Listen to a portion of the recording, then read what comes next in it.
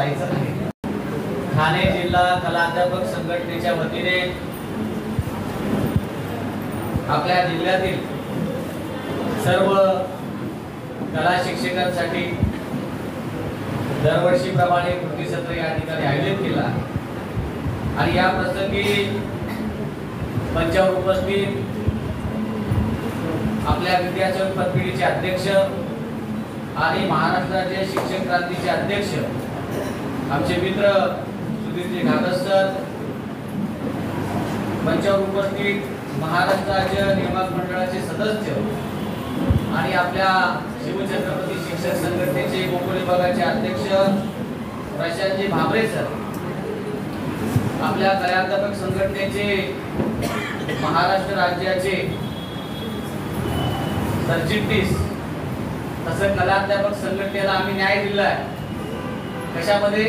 तर विद्यार्थी पतपिढीमध्ये पहिल्यांदा कलाध्यापक संघटनेचा मनुष्य विद्यार्थी पतपिढीमध्ये आम्ही तुमच्या सर्वांच्या आशीर्वादाने निवडून आणला आहे आणि त्यांना विद्यार्थी पतपिढीमध्ये आम्ही स्थान आणि कलाध्यापक संघटनेशी सगळे जोडणारे जिल्ह्यातील सर्व कला शिक्षक बंधू आणि भगिनी अत्यंत प्रामाणिकपणे निस्वार्थपणे हा कलाध्यापक संघ सातत्याने काम करत असतो। तुमच्या राज्य संघटनेच्या अधिवेशनापासून तर तुमच्या कृती सत्राला दरवर्षी मी येत असतो आणि त्यावेळेला आपल्यामध्ये जिज्ञासा असेल, आपलं कर्तृत्व असेल, त्याचा सन्मान या ठिकाणी केला जातो। खऱ्या अर्थाने पहिल्यांदा मी आपल्या कलाध्यापक संघटनेला त्यांचा धन्यवाद मानेन, त्यांना त्याचं अभिनंदन करेन की जिल्ह्यातील 5 शिक्षकांना आपण कला तपस्वी म्हणून पुरस्कार आणि मी कॉपी पाहिली तर प्रत्येकाच्या हृदयामध्ये एक वेगळंच स्थान निर्माण होतं की ज्या शिक्षकाने आपल्या विद्यार्थ्यांना घडवताना, कलेचं ज्ञान देताना, कला ही कला आहे शेवटी। बघा, माणसाला त्याच्या आयुष्यामध्ये कला नसेल त्याचं जीवन हे व्यर्थच असं आपण बोलूया आणि कलाकाराला, एखाद्या कलाकाराला फार मोठं स्थान मिळतंय हे आपण पाहिलेलं आहे आणि अशा कलाकाराला पुढे घेण्यासाठी मग तो ड्रॉइंगचा असेल, नृत्याचा असेल किंवा अन्य असेल, कलेत 3-4 प्रकार मोडतात। पण आज आपण चित्रकला विषय आज तरी अभ्यासक्रमामध्ये आपण सगळ्यांनी जिवंत ठेवला आहे। कारण पूर्वी 10वी पर्यंत हा विषय असायचा, आता पुढे 9वी-10वीला तो विषय कमी झालेला आहे, परंतु 8वी पर्यंत हा विषय आपण सर्वांनी व्यवस्थित सांभाळून ठेवला आहे आणि शासनाला त्याची दखल सुद्धा घ्यावी लागली आहे। म्हणूनच या वर्षाच्या संच मान्यतेमध्ये कला आणि क्रीडा शिक्षकांची पदं दर्शवली गेली आहेत। हे पहिल्यांदा झालं म्हणजे हा आपल्या शिक्षकांचा बहुमान आहे। त्याकरता आम्ही सातत्याने भांडलो आहोत, आपल्या संघटनेने पाठपुरावा केला आहे, म्हणून हे साध्य झालं आहे। त्यामुळे बऱ्याचशा गोष्टींपासून आपण ज्या काही नवीन अडचणी येतात त्याच्यातून आपण जरा सुखरूप आहोत, सुरेख आहोत। आपल्या मनामध्ये अनेक भीती निर्माण झाली असते की मगाशी विचारली की आम्हाला टीईटी लागू आहे की नाही, तर तुम्हाला टीईटीचा कुठे उल्लेख नाही आणि सगळ्यात महत्त्वाचं की सुप्रीम कोर्टाचं जे जजमेंट आहे ते व्हॉट्सअपवर फिरतंय, त्याच्याविषयी महाराष्ट्र गव्हर्नमेंटने कोणत्याच प्रकारचा निर्णय अजून घेतलेला नाही। जोपर्यंत महाराष्ट्र गव्हर्नमेंट निर्णय घेत नाही तोपर्यंत त्याच्यावर वाच्यताही करणं योग्य वाटत नाही आणि जसे तसे तर सुप्रीम कोर्टाने आपल्याला जर बंधनकारक केलं तर ज्ञानेश्वर मात्रे किंवा सुधीर घागस किंवा राज्याचे मुख्यमंत्री आपण कोणीही सुप्रीम कोर्टाच्या पुढे नाही। पण तुम्हाला खुलासा म्हणून त्याच्यामध्ये सांगतोय की आम्ही त्या दिवशी सगळे 7-8 आमदार एकत्र बसलो, त्यामध्ये विषय निघाला, त्यात कला शिक्षकांना काही उल्लेख नाही। 2011 पूर्वीचे जे शिक्षक आहेत 1ली ते 8वी टीईटीची परीक्षा कुणाला द्यावी लागणार आहे? 1ली ते 8वी। आरटीईच्या नियमानुसार 1ली ते 8वीच्या शिक्षकाला टीईटीची परीक्षा ही आपल्याकडे 13 फेब्रुवारी 2013ला शासन आदेश आलेला आहे, त्यानंतर करायची होती। ती कंपल्सरीच आहे। ती जर कुणी केली नसेल तर त्याला मुभा देण्यासाठी आम्ही प्रयत्न करतोय। 2019 नंतरच्या लोकांना टीईटी ज्यांनी झाली होती त्यांना वगळ नव्हतं, पण मी सातत्याने 3 वेळा सभागृहामध्ये प्रश्न उपस्थित केलाय की 2019 नंतर जर एखाद्या टीईटी केली असेल, म्हणजे 13 ते 19 कोरोना नंतर टीईटी परीक्षा झालेली नव्हती, तर त्यांना आपण मुभा द्यावी, त्यांचा पगार. दुसरं की मी सातत्याने लढतोय की अनुकंप तत्वावर जे लोक लागलेले आहेत त्यांना टीईटीची परीक्षा नसावी. एखाद्याच्या घरामध्ये आता एखाद्या महिलेचा पती एक्सपायर झाला असेल तर तिची मानसिकता थोडी कमकुवत झालेली असते, ती भीड असते, मॉक असते, परंतु कसं माझा टीईटी द्यावी लागेल, नाही टीईटी परीक्षेत पास झालो, माझी नोकरी जाईल, थोडंसं कुठेतरी तिला मनामध्ये भीती वाटत असते किंवा त्याच्या माझ्याला भीती वाटत असते. तर त्याकरता सुद्धा मी शासनाशी भांडतोय सातत्याने.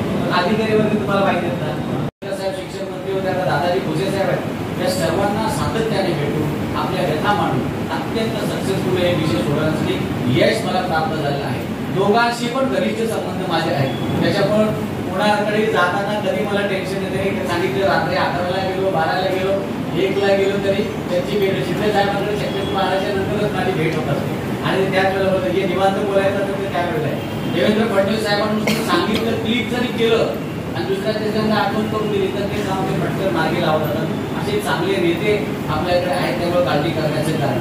अनुदानाचा प्रश्न एवढा गहन झाला, काही ठिकाणी बरीचशी गडबड होत असते. मागच्या वेळेला ठाणे जिल्ह्यातले सगळेच्या सगळे आदेश मी स्वतः उपस्थित राहून त्या ठिकाणी वाटप केले होते, कारण आपल्याकडे थोडा एक प्रॉब्लेम निर्माण झाला होता की 2005 ते 2017च्या आउटवर्ड रजिस्टर त्या ठिकाणी गायब होते. आपल्या जर कोणाच्या वैयक्तिक मान्यता त्या काळातल्या जर असतील तर तुम्ही जिल्हा परिषदेला पत्र लिहा की या काळातल्या आमच्या शिक्षकांच्या वैयक्तिक मान्यता त्यांची पडताळणी करून मिळावी. मग ती पडताळणी करतात आणि आपल्याला माहिती नाही, तर किमान 1 नोव्हेंबर 2005 पूर्वीचे शिक्षक आहेत, म्हणजे कोणी असतात त्या सगळ्या शिक्षक शिक्षकेतर कर्मचाऱ्यांना जुनी पेन्शन मिळावी, त्याकरता सुप्रीम कोर्टामध्ये आपली केस सुरू आहे. शासनाने सुद्धा आपण सातत्याने प्रयत्न करतोय. परवा दिवशी सुद्धा माननीय मुख्यमंत्री उपमुख्यमंत्र्यांना पत्र लिहिले की याच्यावर पुन्हा आपल्याला एक बैठक लावली पाहिजे आणि विविध प्रकारचे विषय, अन्य काही विषय आहेत ते त्यांच्याकडे दिले, ती बैठक लावण्यासाठी आपण प्रयत्न करूया. शासनाकडनं पेन्शन कशी मिळेल आणि सुप्रीम कोर्ट त्याच्यामध्ये काय मध्यस्थी करू शकतो, या सगळ्या गोष्टी लक्षात घेऊन आपण प्रयत्न करू. थोडासा आर्थिक भार सगळ्यांना माहिती आहे, आर्थिक भार पुण्याला आहे, त्याच्यामुळे लागलं पाहिजे. आमच्या शिक्षकांच्या पाहिजे आणि तसंच तो शासन आदेश झालेला आहे. आज खुशाल कुठेही लावताना आपण TR शब्द लावायला विसरू नका. आपल्या नावाच्या पाठीवर असेल, आपल्या गाडीवर असेल, लिहितात ना डॉक्टर, असं लिहा TR, बरं की नाही. त्याचा त्रिकोण पण तयार होतो, लवकरच त्रिकोण तयार झाला की तो वेळ तोही आपण लावू शकतो. अशा प्रकारे आपण शिक्षकांपर्यंत आपण पोहोचवलंच पाहिजे. आपले सगळं नुसतं नावाला नाही, मी आलो हजेरी लावली, सर्टिफिकेट घेतलं म्हणजे मी या कृती सत्राला गेलो असं नाही. याचा उद्देश एक वेगळा आहे की या कृती सत्रात तुम्हाला काय मिळालं ते आपण आपल्या विद्यार्थ्यांसाठी वापरले गेले. आज आपल्याकडे एवढे चांगले कलाकार, एवढे ड्रॉइंग टीचर चांगले आहेत, एकमेकांच्या शाळेमध्ये बोलवा, बरे की मुलांना मार्गदर्शन करायला. आपल्या कशी नसल्याच्या परीक्षा 2 एलिमेंटरी वगैरे परीक्षा होत असतात, अन्य काही परीक्षा होत असतात, होतात की नाही. एखाद्या मुलाने सुंदर चित्र काढले की त्याची भावा 100% होतो, पण एखाद्या मुलाने चित्र बरोबर काढले असेल त्याच्यावर लक्ष नाही. तुम्हाला सांगतो की बघा, मुलांची जी ऍप्टिट्यूड टेस्ट होते त्यावेळेला त्यांना एक ड्रॉइंग काढायला माहिती तुम्हाला, आणि त्या ड्रॉइंग करून त्या विद्यार्थ्याचं व्यक्तिमत्व त्याला सांगितलं. तुम्ही तर आपण कला शिक्षक आहोत, रोज त्याच्या सोबत आहोत, त्याच्या ड्रॉइंग करून तुम्ही त्याला सांगा की काय करायला. मला संत ज्ञानेश्वर, संत तुकाराम असे चित्रपट दाखवू शकता. तुमचा वर्ग एक प्रकारचा थिएटर होईल, मुलांना शिक्षणामध्ये गोडी लागेल.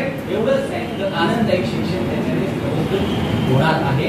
म्हणून त्याचा वापर आपण चांगल्या पद्धतीमध्ये करा.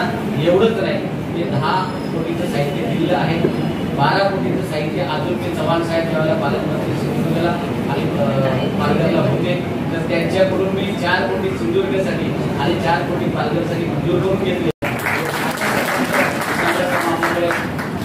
आहे. 10,000पेक्षा जास्त गावं राज्यातल्या, त्यामध्ये कोकण विभागातल्या जास्तीत जास्त लोकांची कामं आपण केली. एकही रुपया कोणत्याही अधिकाऱ्याला न देता खूप कामं, मुख्याध्यापक, शिक्षक मान्यता असेल, पवित्र पोर्टलच्या बिलं असतील, खूप सारं काही केलं आहे. आता रेकॉर्ड माझ्याकडे आहे.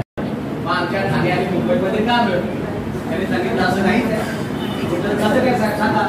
त्यांनी सांगितलं की 6 ते 8 कोटीचा 5वी ते 7वीचा गट आहे, त्या गटामध्ये पदवीधर शिक्षकाची जर जागा रिक्त असेल बरोबर. पदवीधर शिक्षकाची जागा असेल, AM म्हणजे पदवीधर शिक्षकाची वेतन श्रेणी, ATD म्हणजे आपल्याला BEd शिक्षकाची. तर तुमच्या AM शिक्षकाची पदवीधरची जागा जर रिक्त असेल तर त्याला वेतन श्रेणी देता येईल. म्हटलं साहेब आम्ही जिल्ह्यात कशी काय दिली? त्याचं म्हणजे जर दिली असेल तर त्यांची रिकव्हरी लागेल. मग मी थोडासा दचकलोय ना, म्हटलं जर थांबा, आपल्याला रिकव्हरी नको, बरोबर की नाही? जर सगळं कशी लागू होईल किंवा काय असेल त्याचा प्रयत्न करू. जर आपल्याला आपल्या हाताची मिळणार असेल त्यासाठी आपण 8चा गट आपल्याला 2013च्या संघटनेमध्ये आला आहे. त्याच्यामध्ये पदवीधर शिक्षक दाखवतात पण वेतन श्रेणी त्याला मात्र मिळत नाही. तर त्याकरता आम्ही सातत्याने शासनाशी भांडतोय की त्या गटामध्ये आलेल्या सगळ्या पदवीधर शिक्षकांना तुम्हाला पदवीधर वेतन श्रेणी द्यायला पाहिजे. पदवीधर वेतन श्रेणी दिली तर त्याच्यामध्ये ऑटोमॅटिक 3 शिक्षक बसतात. एक वर्गात 3 शिक्षक बसतात. त्या 3 शिक्षकांमध्ये आपला शिक्षक आरामशीर त्या ठिकाणी बसेल. तर तेही आपला प्रयत्न सुरू चिंता करण्याचं काही कारण नाही. असो, आज आपला एक चांगलं संमेलन या ठिकाणी आयोजित केलेलं, चांगले मान्यवर या ठिकाणी आले, ते आपल्या सगळ्यांना मार्गदर्शन करायचं. पण मला पुढे थोडंसं जायचं आहे, पुढच्या कार्यक्रमाला जायचं आहे. म्हणून सगळ्यांची माफी मागतो. अंगातून घाम गळत नाहीये, आपली बॉडी पाहिल्याप्रमाणे करत नाही, व्यायाम आपल्याकडे होत नाहीये, योगा आपल्याकडे होत नाही. आपण सगळ्यांना मित्राला उपदेश करतो की नाही? बरोबर ना? मी स्वतःला मला प्रॉब्लेम यायला लागला आणि मला फिजिकली काहीतरी प्रॉब्लेम यायचे. माझी अचानक शुगर एनजीओची साथ झाली. डॉक्टर बोलले आता थोडी सुरू करायला लागली, एक रोज घेतला, चक्कर यायला लागले. आता करायचं काय? मला ज्युपिटरच्या स्पेशलिस्ट डॉक्टरांनी बोलून घेतलं. मला विचारलं तुमची वय किती? तुमचं 40 आहे. तेवढे अजून तुम्हाला 10-12 वर्षी दोनची गरज नाही. म्हटलं काय करायला पाहिजे? जगायचं आहे की नाही मला विचारलं. येस, जगायचं आहे. तुमचं काम तुम्ही आमदार काम माहिती नाही. तुम्हाला खूप काम असतो, तणाव असतो, प्रत्येकाची वैयक्तिक कामं असतात. मग याच्यावर तुम्हाला काय केलं पाहिजे? तुम्ही त्यांनी सांगितलं की तुम्ही डाएट करा. मग डाएट कसं करायचं त्यांच्या सहकार्याकडनं माहिती घेतली. आणि दुसरं त्यांनी सांगितलं की 1 तास तुम्ही वॉकिंग करा, चाला, योगा करा, काही करा, बघा तुम्हाला फरक झाला. आता मी एवढे आपण सर्व उद्देश करतो ना एकमेकाला, हे करा ते करा, मी स्वतःला फॉलो करायला माझ्या मोबाईलमध्ये एक ॲप लावला, एक रिंग ॲप आहे, मला माहिती आहे. तो रिंग ॲप मी 10 टाईम बघतो मी किती चाललो आहे, गोल झाले की नाही. आणि त्यानुसार मला अशी वेगळ्या प्रकारची सवय लागली की रात्री 10 वाजता मी कुठे असेल, जेवल्यानंतर 1 तासाने मी 1 तास चालतो. आणि त्याचा इफेक्ट मला असा जाणवला की बरोबर 15 ते 20 दिवसात 7 वर गेली शुगर माझी 6.5 आहे. आणि 6.5 येते आणि 6 वर मला 5 वर आणायची. त्यामुळे सगळ्यांनी हसत खेळत जीवन जगायचं आहे. तणावग्रस्त नका, आपल्यासाठी आपण वेळ काढला. सकाळी जमत असेल तर संध्याकाळी करा, संध्याकाळी जमत तर सकाळी करा. योगा करा, व्यायाम करा, फिट राहा. चांगला कला शिक्षक जगावला. आज गोडसे सर त्यांची आठवण आपली येते की नाही? काय ते गोडसे ना आपले गोडसे सरांची आठवण काय, त्यांचं मुलगा या ठिकाणी आहे. गोडसे सरांची आपल्याला आठवण काय, गोडसे सरांनी या ठाणे जिल्ह्याच्या कलाकार संघटना घेऊन या ठिकाणी गावात केली. असे एक चांगले गोडसे आज गेला असतो नाही, म्हणून त्यांची आठवण येते. तर आपण सातत्याने चांगला मनुष्य जर गेला की त्याची जी कोकणी आपल्याला स्वतःला मोबाईलची ॲडिक्शन लागलेलं असतं. सतत बसलो की कंटिन्यू आपण बघतो की नाही, त्याच्यावर कंट्रोल आपल्याला करावा लागणार आहे. जर कंट्रोल केला तर आपला मेंदू आणि आपले डोळे हे सुरक्षित राहतील, मला असं वाटतं. असो आज पुरेसं आहे. आपल्या सगळ्यांना शुभेच्छा देतो, कारण मलाही जायला उशीर होत आहे. पुनश्च एकदा भेटाळ सर आपण सर्वांनी मला या ठिकाणी आमंत्रित केलं, सगळ्यांचा सन्मान करण्याची संधी दिली, माझाही सत्कार केला, त्याबद्दल धन्यवाद देतो. सगळ्यांना शुभेच्छा देऊन या ठिकाणी पुढच्या कामासाठी जातो. धन्यवाद. जय जय महाराज. Thank you very much sir.